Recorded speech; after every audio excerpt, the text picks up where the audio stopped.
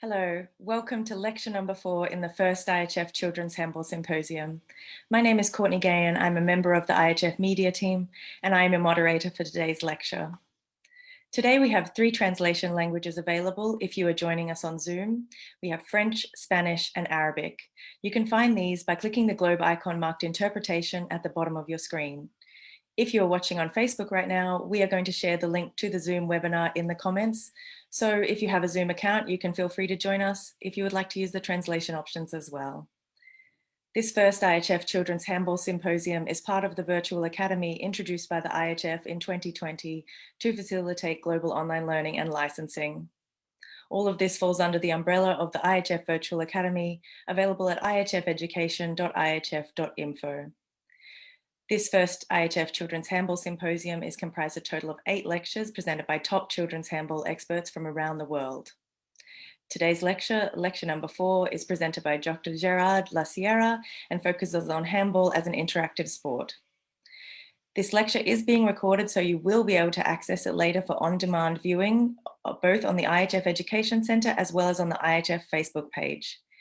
Please feel free to ask questions throughout, as we will try to address as many of those as we can in a short question and answer section at the end. So Gerard, we are ready to begin when you are. Welcome. Thank you very much. I'm trying to put the screen in a good way.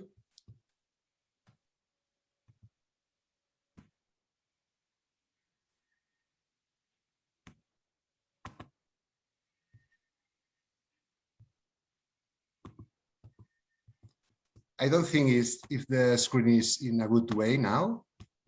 No, it's No. appearing a bit strangely. Sorry, me.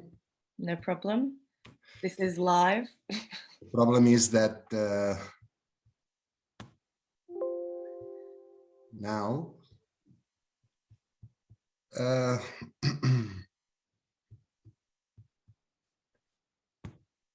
sorry me, I'm going to try again. Don't worry about that. Now, and I think now it's a good way, you know? Yeah, that's right for you. I can only see a black rectangle.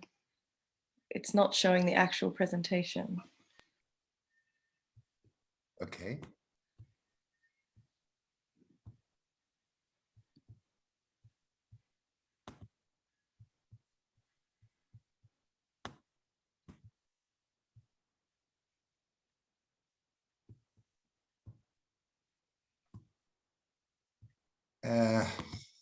Well, I don't know. What's the problem?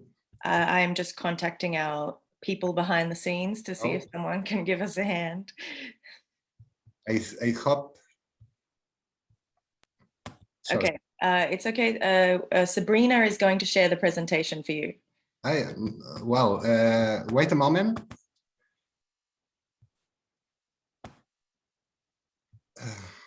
I don't know. What's the problem? Sometimes technology decides to do this. Yeah. Decides to do well. Then I don't know. It's no problem. We can try with Sabrina sharing. If you stop sharing, then she can do it and guide it. I'm so sorry for that, but I don't know what's the problem now. It's no problem. I think we all know technology. This happens. Okay, don't worry. Well, so let's go. Welcome, everybody. It's a pleasure for me to share this webinar with colleagues around the world. First of all, I would like to thank the International Handball Federation for the opportunity given to me. the trust of Ilona, Craig, and Bill, my colleagues from the Humble at School working group, as well as the support of my fellow lecturers who are part of the Humble at School project. My thanks also to Courtney, Jessica, Faustin, and Sabrina for their ongoing advice. Well, in today's presentation, we will try to explain why the Humble teaching learning process should be based on the concept of interaction.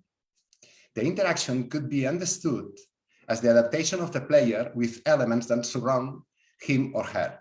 Sorry, Courtney, if you want, I will give you the voice to advance a picture. Don't worry, please, don't hesitate. You know, I will tell you. Okay. So I was telling you that the interaction could be understood as the adaptation of the player with elements that surround him or her, like, for example, teammates, opponents, ball, space, time. Is it to say the players does not play alone? The agenda focuses on a methodology that establishes meaningful relationships between the player and all contextual elements in order to achieve a significant improvement in their learning the game. The player has to know how to solve the problems that arise in the game. In the introduction, we will analyze different methodological approaches we will propose or choice of methodology, and then we will develop practical examples adjust to that approach for several learning phases. I hope that you will like this topic. Let's start with the first part of this webinar. Pass, please. Another one. Thank you very much. Look at the two pictures, please. Apparently, they look like two very similar through gestures. In the picture above, you can see an athlete throwing a javelin, and below a humble player throwing a ball. We might think that we can teach those skills in a similar way if we take into account only a biomechanical view of the throwing skills. But in individual sports, like javelin throw, the athlete improves her performance in a stable environment. The effectiveness will depend exclusively on the individual capabilities. The objective will be the self-improvement of the coordination of movements, that is the search for mechanical efficiency in one skill, usually by repetition. On the contrary, in team sports like handball, the player improves his performance in a variable environment where conditions are changing. The effectiveness will depend on the ability to adapt the variability of the conditions, as are, for example, space, time, material, opponents in each contextual situation. The objective will be to be effective by modifying the repertoire of skills based on his creativity, so as not to repeat the same movement twice and surprise the opponents. Next. What are the methodological options for the teaching learning process of handball? One option is to remain with the traditional methodology, also known as techniques-oriented methodology, by using the same methods as individual sports. This is based on mastering the technical fundamentals for once consolidated, developing the right choice of them in certain tactical situations. The evolution from technique to tactics as a global process will be, first, divide training tasks into parts. Secondly, establish a progression in difficulty step by step. Finally, solving making decision situations by applying the technical abilities and skills acquired. The question is, who feels identified with this methodology? Next. Thank you. An alternative option is to use the contextual methodology, since team sports are different sporting domain.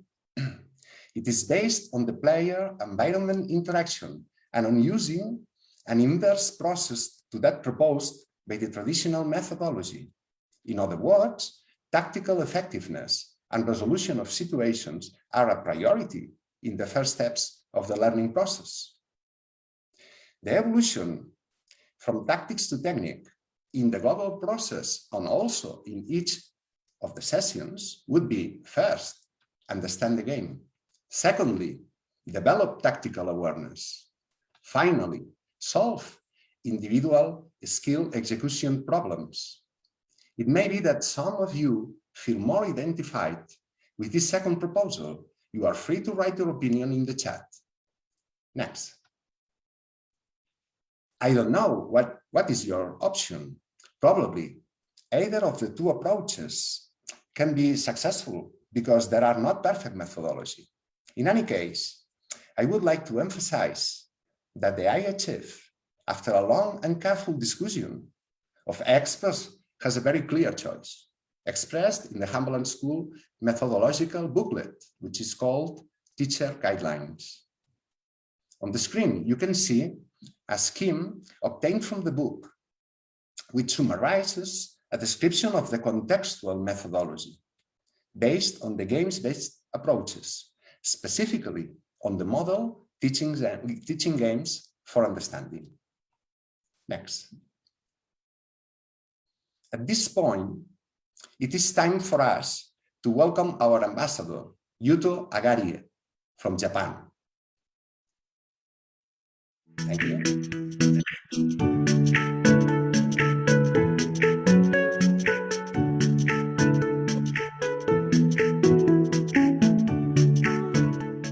皆さんこんにちは。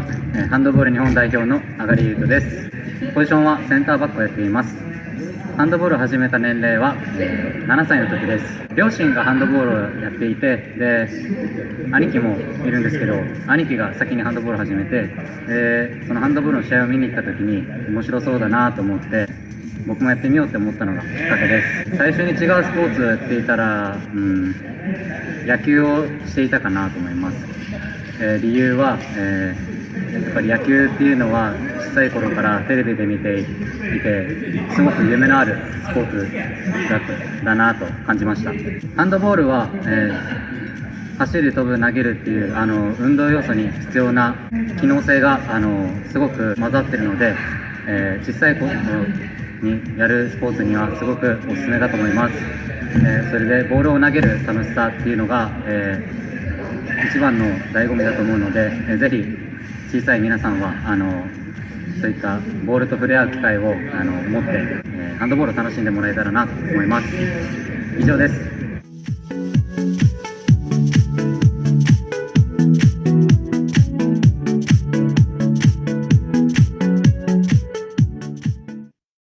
Yuto, thank you for your message for children to encourage them play handball. Well, in this section, we will give some quick suggestions on how can we organize the contents for each of the class or training sessions. In previous slides, 3 different levels of action have appeared. What does mean the level of action? Why do we recognize 3 levels: play system, group tactics, and individual actions? As you can see in the figure, the game or play system includes how a whole team plays against another team. The group tactics involves a small group of players. Individual actions are related to the interaction between a player and an opponent. But keep in mind that, for example, individual actions based on 1-against-1 situations can be developed with tasks of more than 2 players facing each other to achieve the goal. An easy way to organize a handball session is to start with an initial simplified game involving the whole team. Then move on to a reduced team game situation, and then do individual tactical work. At the end of the session, depending on the performance of each player, we can introduce individual improvement exercises, apply it to those players who have shown problems in the development of the activity. Technical training should be as individualized as possible. For us, this type of tasks, it is advisable to introduce them at the end of the session. It is much easier starting from initial tactical situations to evaluate what individual deficits our players have had, than not to introduce individual situations first and trying to guess their possible transfer to later tactical situations. This work includes, amongst others, the coordination work that our colleague Pablo Greco proposed in the last webinar. Let's go to the practical examples. All the videos that I will show you today have been recorded with a written parental. Since they haven't been training in years, I have been fortunate to receive the help of Club Humble Perdiñas, a humble club in Lleida, which is the city where I was born and where I live. Many of their current coaches are or have been my students at the University of Lleida, so it has been easy to suggest them the game situations proposal since they already knew them previously. I especially thank Luca Matei for his effort to record the sessions and carry out the training sessions in record time due to pandemic. Next, we will propose situations by learning levels. We start with the novice stage. Ilona Habkova spoke in the first webinar about game principles, and I would like to go today more in details. The acquisition of the principles of the game is the first objective, before learning the mini-humble rules.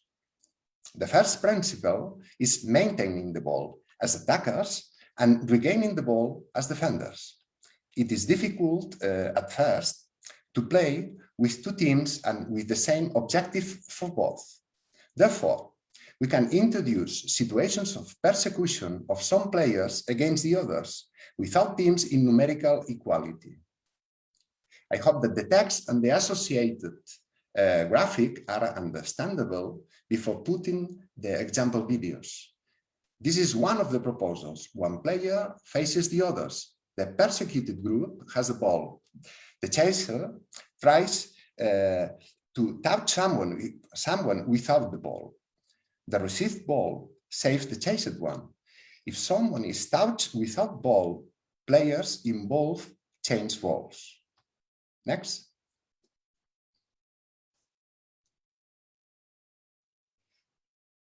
You can freely put the video directly. Thank you very much. In this case, we propose a variant with a smaller group. 2 against 1 situation, the chasers are the couple of players with the ball. Some pieces of advice: create adequate space to get players to make changes of direction and rhythm. The player with the ball will take 3 steps maximum and has 3 seconds of ball possession. In all the example videos, we will indicate the most important instructions that must be given to the players. Since you are teachers or coaches, I challenge you to observe in the videos which player should be given these instructions. As you will see, not all players will adjust to the dynamics of the exercise. Next.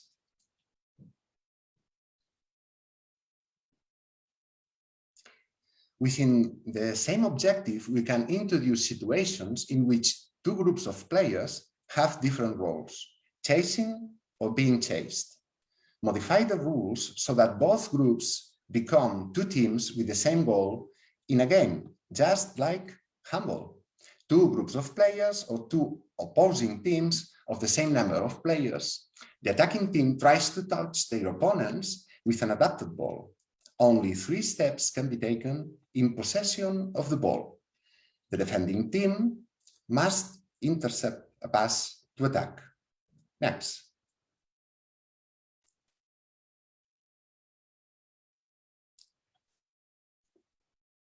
Thank you. First, we can play with one attacking team and the other defending for a certain time. How many opponents can we touch, for instance, in 1 minute? But we evolve to a situation where defenders can intercept the ball to become attackers. It is difficult since attackers must take attention to the ball and their opponents and can only take 3 steps with the ball. So players should move without the ball to the open space. Defenders cannot just escape the ball zone. They must be away from the opponent of the ball and in turn try to intercept the pass between attackers. Next. Within the same target, Now we propose a situation with two opposing teams of the same number of players.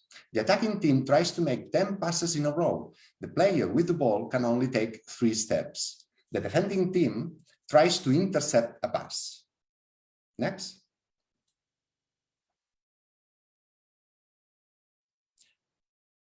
There are different possibilities how we can modify the game rules. For example, do not pass your teammate back. To variant 2, combining one direct pass and one bounce pass. And in this image, you can see that there are 2 teams and each team wear 2 colors of uniform, and you cannot to pass the teammate in the same color of uniform. Next.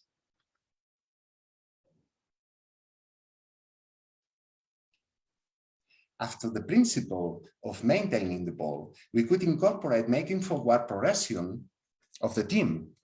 In the following example, we will watch 2 opposing teams of the same number of players. The goal is to put the ball in the opponent's mark. Players can take 3 steps on ball, and defenders must intercept a pass to attack. Next. There are different possibilities how to adjust rules for this game. For example, a first variant could be as follows. As player with ball is out, the player with the ball must let the partner restart the game.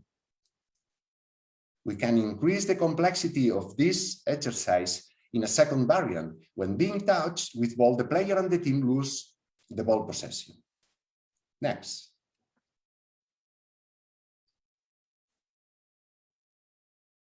In our proposal, after the making forward progression principle, we should introduce the attacking the goal principle. The order in the progression is clear. We must progress to the goal to be able to shoot or to score. And before, we must keep the ball to allow us to move forward. The next example is as follows. 2 opposing teams, 4 against 4. The objective is to score inside one of the goals. The goal is valid when there's a bounce shoot received by a teammate. The scoring team keeps attacking. We can't score 2 goals in a row in the same goal. We can choose any other goal to score. The player with the ball can take a maximum of 3 steps. The defending team will attack when intercepting a pass. Next.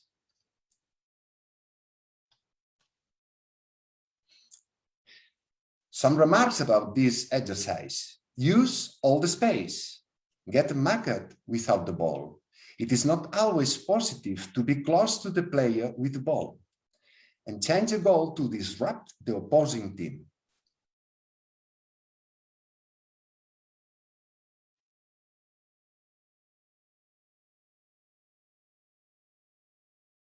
Okay? The next situation we propose has a greater tactical complexity than the previous one. 2 opposing teams, 3 against 3. The objective is to score inside one of the goals. 2 opposing teams that had to score inside one of the goals. It's mandatory to use a bounce shot. When one team scores, the other draws. The player with ball can make a maximum of 3 steps, and the defending team will attack when a pass is intercepted. Next. Keep in mind that one team attacks 2 goals and the same team defends the other 2 goals. The appropriate number of players is 3 for each team. The defenders do not play as goalkeepers. They must regain the ball. Change the orientation of the attack to one or the other goal.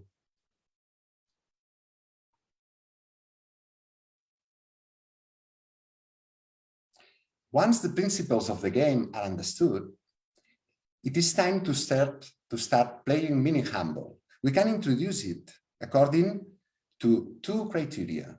The first is not to incorporate all the rules at once. We propose the following progression. 1, dribbling prohibited. 2, allow a single dribble, and 3, free dribbling. The other rules, as for examples, taking a maximum of 3 steps, can be applied from the beginning. Next. The second criterion is using variability of the game form proposed by modifying the number of players in numerical equality, as you see in the graph, 4 against 4 or 3 against 3. Next.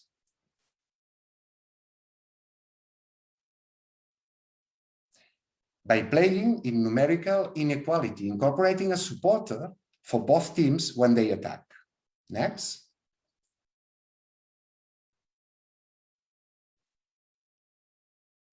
Playing in numerical inequality by let the goalkeeper attacks as a field player. In this case, it would be necessary to establish rules that allow the goalkeeper to return to his or her goal. For example, the defending team, once they have regained possession of the ball, must make a minimum of 3 passes to be able to shoot at goal. Next.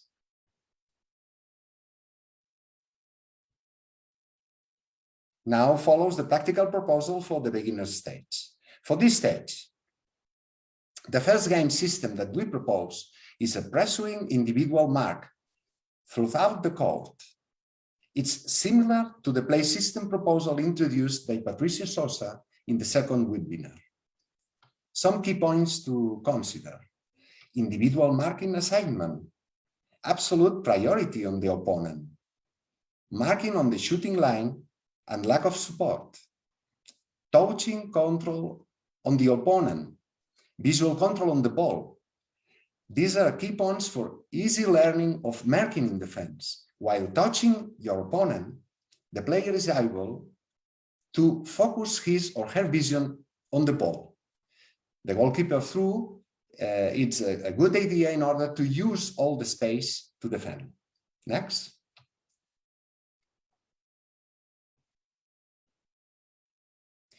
Following the scheme proposed for each session, we should design reduced game situations to develop the group tactics level.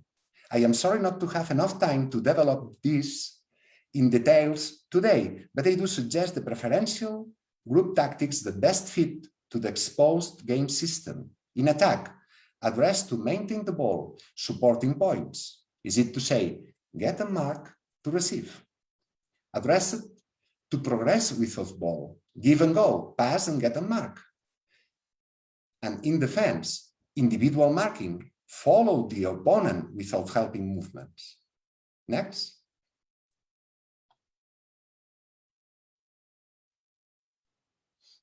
After introducing group tactics situation, we can focus on individual actions.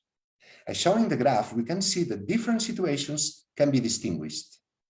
Attacker with ball, attacker without ball, defender in front of the opponent with ball, and defender in front of the opponent without ball, in addition to the goalkeeper situation.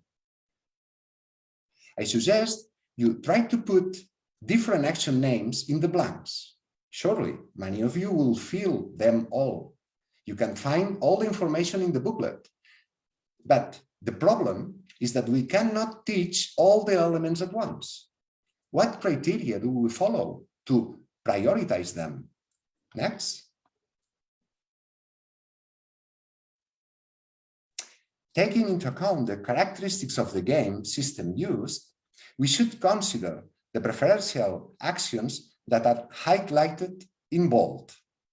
1. In the game without ball, the attacker without ball tries to get a mark, and the defender will use mainly the dissuasion, since he or she concentrates above all on the attacker who marks. 2. What about the play with ball? The attacker with the ball will always try to protect the ball, and we highlight the progression by dribbling, given the much free space that exists. In defense, we focus on situations to recover the ball and avoid progression. And in the end of possession, we focus on the one-against-one relationship with the goalkeeper, since most attacks are resolved with shoots from close to the goal and only with the opposition of the goalkeeper. Next.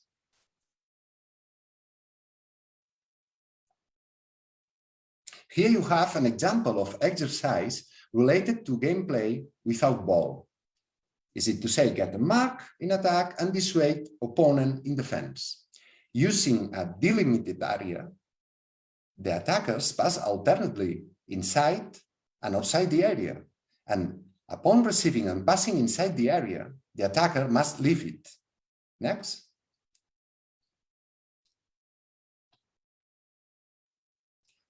The attack is not easy if many attackers enter the area at the same time.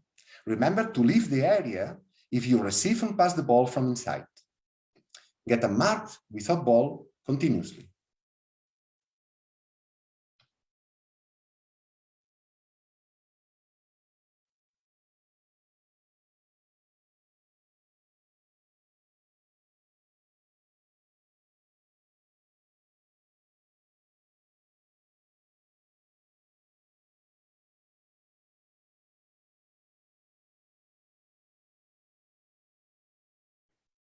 I think the players are faster than I can watch in this video.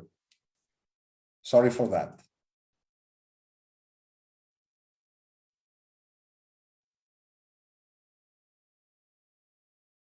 Okay. Let's explain some proposals on the topic individual actions with ball. Remember, advance using dribbling and protect the ball in attack against avoid progression and regain the ball in defense. Two players position it as represented. Each player must turn around two cones. They move by dribbling. Whoever goes behind tries to touch his or her opponent. Next.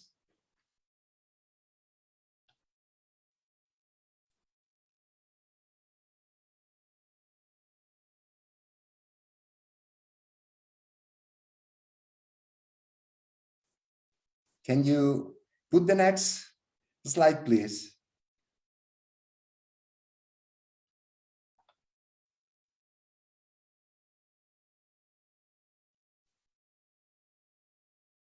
Okay. Well, look the example in this video.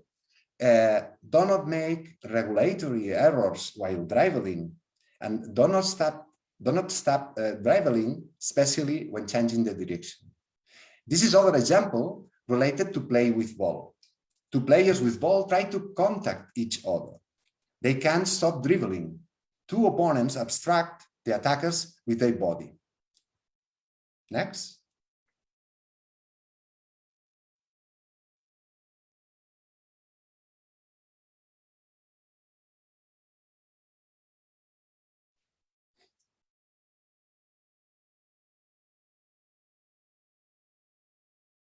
Defenders must be well oriented.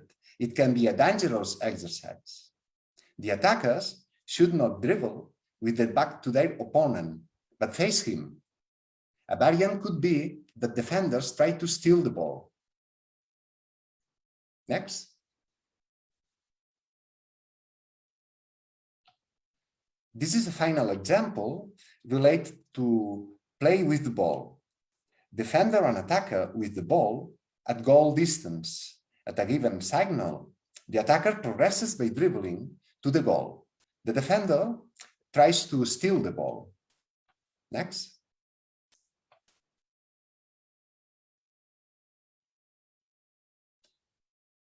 That is the easiest proposal of the exercise.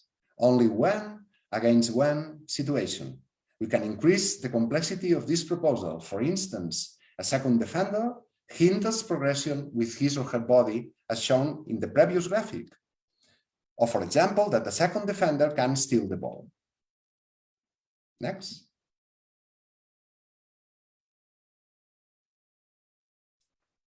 Here is an example of 1-against-1 game between player and goalkeeper. Next. This is an easy competitive 1-against-1 shooter goalkeeper. It's really easy. We need to keep an appropriate distance between player and goalkeeper, not more than 2 meters. Attacker gets the goal if the ball is received for his or her partner in between the marks. If the goalkeeper saves the ball, changing rules.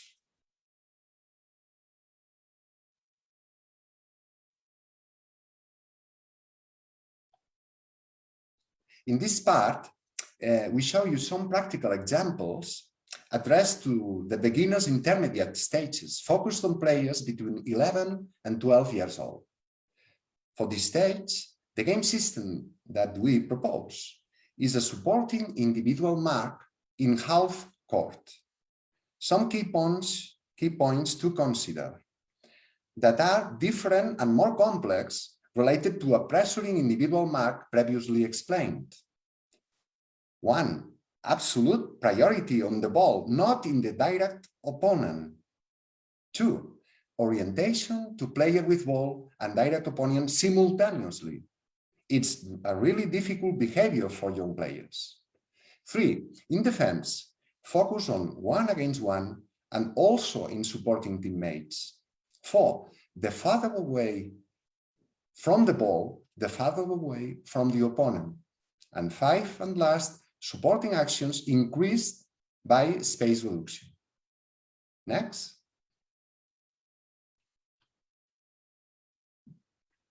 We do suggest the preferential group tactics that best fit to the exposed game system. In attack, address to progress with or without ball. Gap attacking, switched play, and crossing. In defense, supporting or mutual helping actions. Next.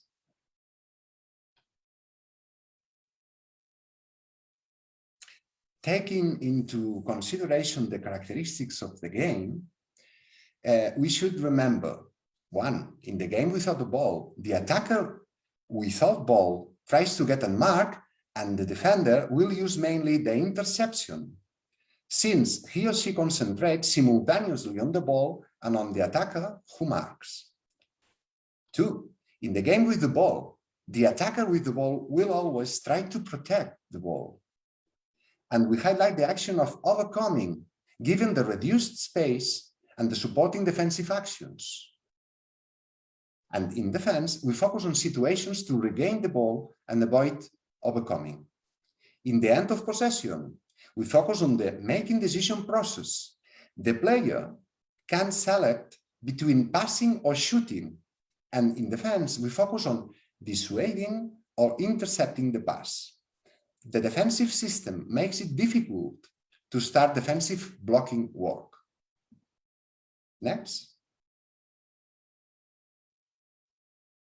Here you have a proposal for individual actions without the ball.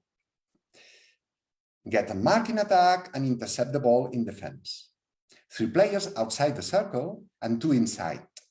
The outside players try to touch the inside players with a holding ball. The inside players try to intercept a pass. Next.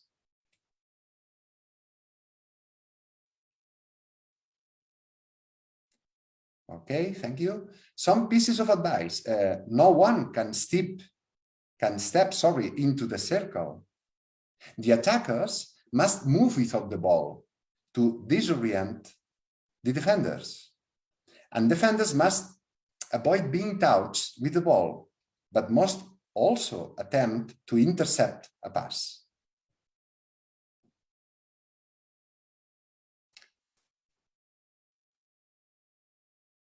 Next. This is a more complex situation addressed on getting a mark for attackers and intercept the ball for defenders. Game situations are based on the ideas from Philippe Pinot at 1990s. For attackers and for defenders, 1 supporting player inside the circle. Attackers pass the ball and must keep it moving.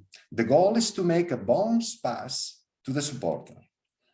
Defenders try to intercept any pass. Neither attackers nor defenders can enter into the circle. Next. Some remarks about this exercise. The attackers should move with the ball, pass to right or left, give passes with high speed, and the defenders should pressure to on-ball player, helping defender to attacker with ball, and try to intercept passes to supporter.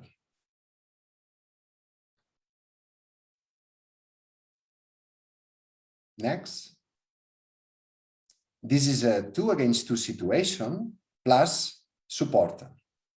A maximum of 3 passes are allowed. The defenders in 2 defensive lines. The most advanced dissuade a pass from an attacker. The back defender tries to intercept a long pass. Next.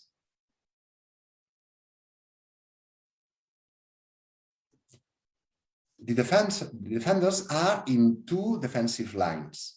The most advanced dissuade a pass from supporter. Consequently, the back defender tries to intercept a long pass. Only 2 passes allowed for both attackers. Next. Regarding to individual actions with ball, get and mark in attack and avoid it in defense, this is our first proposal. 1 against 1 situation in limited space. The attacker passes to one of the supporters. The defender must touch the mark on the side of the supporter. The attacker, in the first instance, takes advantage of free space. If not possible, body fake, changing direction toward the goal with 3 steps. Next.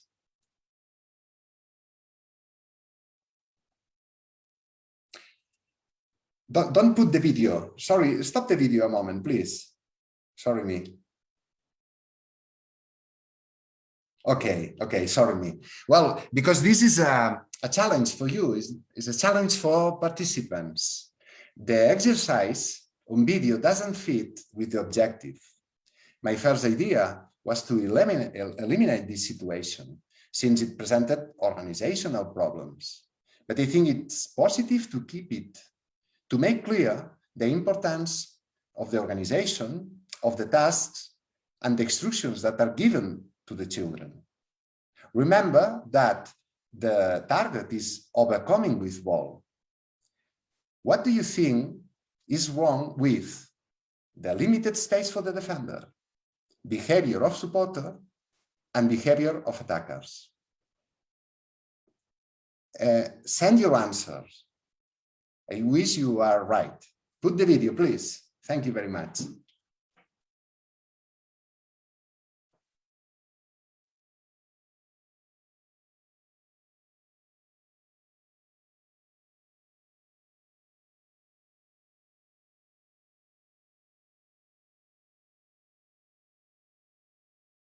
You should guess what are the problems with this exercise.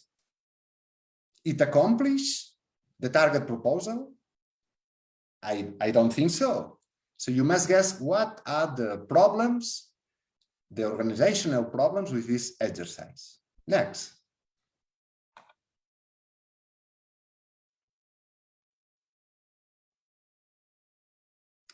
A second exercise related to get a mark in attack and keeping the mark in defense. This is a 1 against 1 situation on delimited space. The attacker passes and receives the ball to overcome the opponent and penetrate between marks. The defender keeps holding a ball. The attacker is not allowed to dribbling the ball, only to make 3 steps. Next.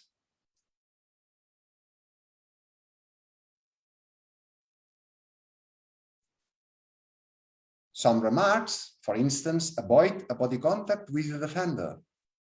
Use the 3 steps to move around the defender, not to go straight to his or her. Don't use the dribbling. Neither take more than 3 steps. It's interesting to develop the same exercise by using a 2 against 2 or a 3 against 3 game. Next.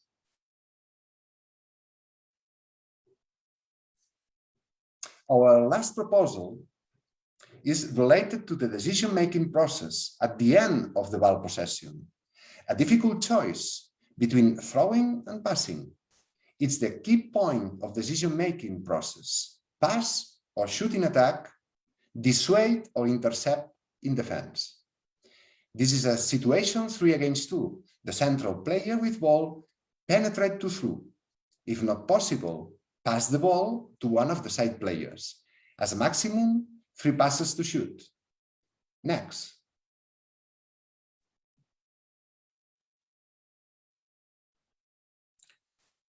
The player who starts with the ball should not use a dribbling. This player must take 3 steps in order to go shoot at goal. Pass the ball if he's not able to throw. And it is very important to regain position after a pass to avoid interception.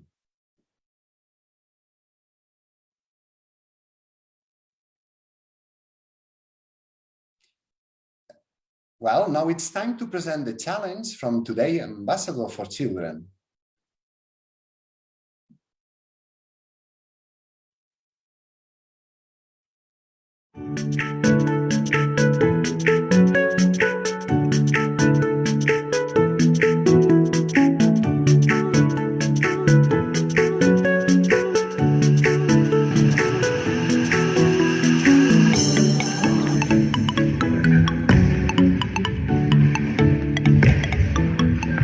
これのポイントは、まず大きく腰を反らしてで離すときにボールに回転をかけます。回転をかけて、バウンドしたときに早く腰を引くことがポイントになります。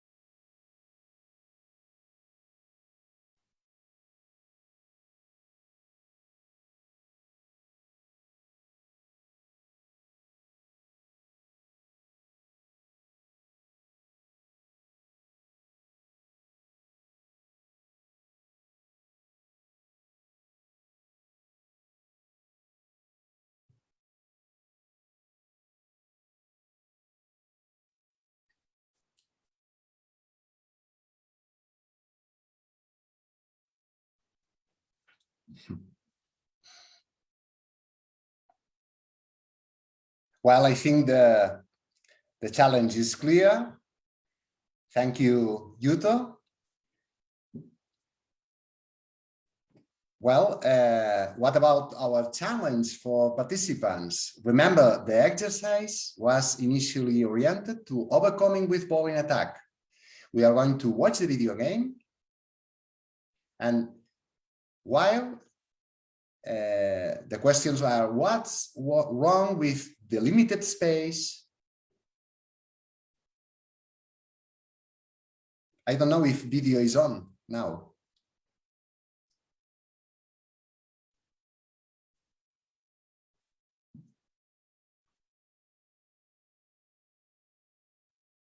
Well, in any case, the question was, what was the delimited space? What happened with this question?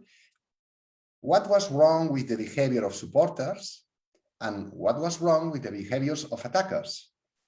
I don't know if the video should be put again, or it's not necessary. Don't worry, not necessary. So Courtney appears. Hello, Courtney. Well, I think the video was showed before, so no, don't worry about that. And who is the winner? Oh, I think we have many winners. Okay. We've received a lot of answers.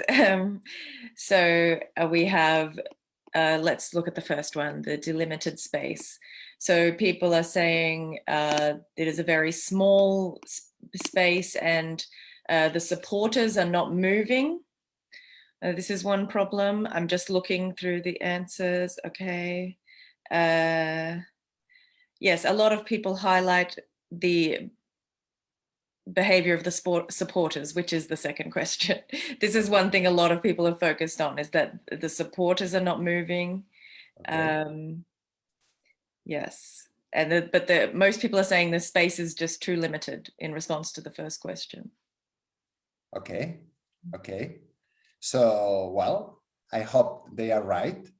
In fact, and that's not a winner, so everybody wins this time. Okay, that's good. That's good. Okay, okay. So, well, in fact, to overcome the opponent, the space was too much higher, because if you look at the video, you will see that attackers tend to get unmarked without ball, not without ball. The behavior of supporters, yeah, you are right. You are right. They are in a static way, but also they pass too late the ball. So the attackers take advantage of the free space to get unmarked without ball, not to take 3 steps to overcome the opponent with the ball. A lot of questions, but thanks for your participation, and thanks you, Courtney, for your answering. Okay, thank you. So we have reached the end of the presentation, you know. The next, please.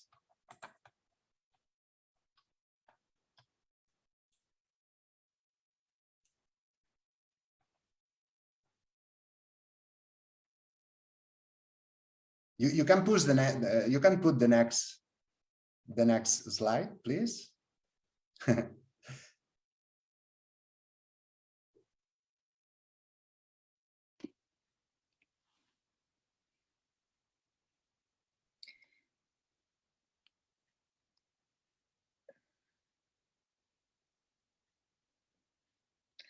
Okay, it seems we're having a small problem. Okay, sharing the presentation is on the last slide, and it's only one slide. Don't worry, it's almost perfect. Don't worry about that. So, well, if you can't show it's really simple. As a conclusion, I will point out some key elements. Handball is a team sport. It is possible to learn handball by using a tactical to technique approach. First step, okay. We must be patient, don't worry. I was telling you, there are preferential relationships with our proposal between the progressive choice of a play system and its transfer with certain group tactics and individual actions. I hope you found this work useful. In any case, thank you very much for your attention. Okay, thank you so much, Gerard. So we have a few questions already. Okay.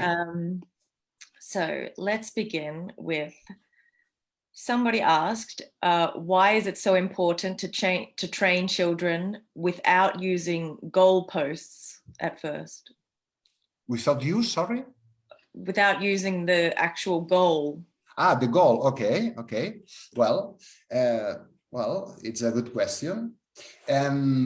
Because there's a game principles, and the other on the application of these game principles is that the first objective should be maintaining the ball.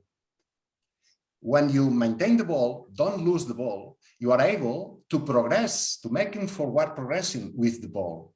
And then we must remark the orientation to the goal. So it's a process. But the first principle, we can get a goal if we progress properly in the space and after keeping or maintaining the ball. So it's a process. Okay, that's the reason why at the beginning I'm not really pro using the goal directly. Okay. Somebody asked, with the examples you showed earlier, in the novice stage, you showed some clips with where dribbling was not allowed, but then in another session, dribbling was very important for gaining space and searching for free space. Why is this? Why is it more important to avoid dribbling in the novice stage? Okay, in the novice stage, perhaps I didn't explain it properly, but in the novice stage, the goal is that at the end of this stage, our players are introduced to mini handball, but not using the whole rules, because it's really difficult. I can put you an example. If I have a player who never practiced handball before, and the referee tell him or her, you must bouncing the ball, because if not, you are committing passes. Well, what happened with this player? He starts bouncing the ball, but they don't look anything more on the game. So at the beginning, for me, it's good to use the not bouncing at all. Only 3 steps, and then 1 bouncing. And after that, we can free dribbling, you know? But this is in novice, because it's impossible that the players can be aware of all the rules simultaneously. So I think we must progressively introduce the rules. And this is my proposal. So at the end of the novices, they can play with all the rules, but we must have a little bit progression, not all the rules at the same time. Okay, we have several questions about defense. Okay. So let's start with, somebody asked, can we use 1-5 defense with beginners? 1-5. I don't know if you mean 1-5 or 5-1. Okay. Maybe we can talk about both. Okay. It's a good question too. As you see, it's impossible to explain anything and to explain all the stages. For me, it's important to start with individual defense. I proposed 2 different models, one before the other. This is the progression. And after that, when our players are capable to defend in a supporting individual defense, then is the moment to apply a zonal defense. Our colleague is thinking about 1-5. For instance, in the next step, is it to say up 11-year-olds, I will propose, but it will be in the next webinar, a 3-3 defense. We should incorporate progressively the zone aspects, what implies defend in zone. The most important thing in that case is not my opponent and is not the ball, is the space that I share with my partners, you know. But it's not a bad idea to apply an open defense 1-5, but it's a zone defense, a zonal defense. I don't know if I use the right name, but this is the idea. Okay. So at this early age, is the goal in defense more to cut the ball without trying to stop the attacker? Yeah. That's the question. So the answer is yes. Well, sorry me, but they don't understand what was the question. Please repeat me. The question is the goal at this age to simply try to cut the ball, to get the ball, without focusing on the attackers themselves, as you do as you get older? So well, okay, perhaps I really still without understand exactly what was the question, but I will respond. Don't worry. Well, this is a progression work, you know. In fact, the players must is the relation between player and environment what can improve their teaching learning process. So the player, in all the situations that we proposed in this presentation, they must resolve all the situations, taking into account all the elements that appears. But we focus on some of them in any stage of their learning. That is the point. And the basic idea is that we must propose a play or game system, and depending on the play system, we can focus on some of the group tactics elements and some of the individual actions. That is the idea, the basic idea. Okay, I think we will just do one more. This is a bit interesting for you, I think.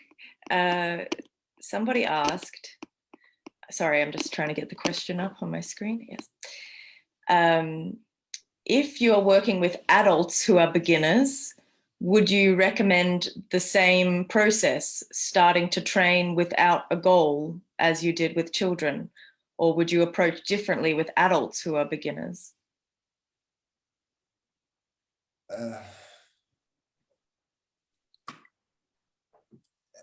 What's the meaning of adults? Or adult, like a not a child. So when it's like adult, sorry for my bad English. No, it's my accent. Well, no, I'm not in favor of trying to compare adults with kids. I think it's a different humble, and we must prepare the young players to be a good athletes, a good humble players as an adult way. But perhaps we should not watch TV matches, and then focus on the young players who have another problems, and they need to resolve it. I think that one of the problems that coaching has been presenting in this time is that we try to look at watch TV, see what the best players in the world, what Yuto and the Japanese team and what everybody try to do. And then we apply because we want that our players plays similar to this big star. And this is for me not the good solution. Okay, we will wrap up there. Thank you so much, Gerard. We have a lot of positive comments thanking you for this lecture. Okay, I'm so sorry because, well, you have a lot of job. I don't know if it's my fault, but I'm so sorry for that. I hope the message can be sent and received. And well, I hope that, well, always was understood. I don't know, we will all continue enjoying handball. So this is my final speech for you. Okay. Okay, thank you. Okay, so everybody, we are back again next Tuesday, the 18th of May at 2 p.m. Central European Summer Time with our next lecture, and that is called Scoring the First Goal by Dr. Milan Petronijevic. So we'll see you next Tuesday, and thank you very much for attending today. Goodbye, everybody.